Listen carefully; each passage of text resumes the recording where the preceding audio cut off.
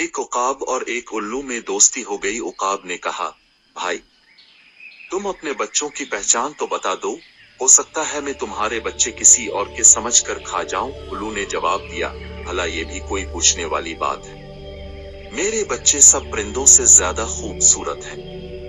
उनके चमकीले पर देखकर तुम एक ही नजर में पहचान लोगे। उकाब ने उल्लू की बात को काट कर कहा, बस बस मैं समझ गया, अब मैं कभी धोखा नहीं खा सकता। अच्छा फिर मिलेंगे। ये कहकर उकाब उड़ गया। ये बात एक चमगादड़ भी सुन रही थी। दूसरे दिन उकाब शिकार की तलाश में उड़ रहा था। इसे एक ऊंचे दरख्त की शाख पर किसी परिंदे का घोंसला नजर आया।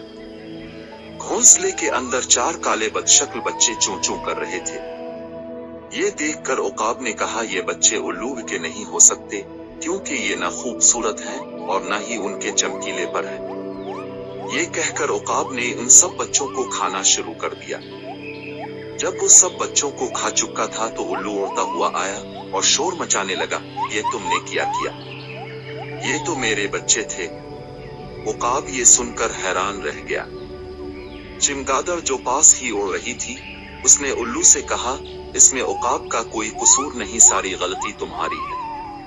जो कोई किसी को धोखा देकर अपनी असलियत छुपाता है, इसका यही अंजाम होता है।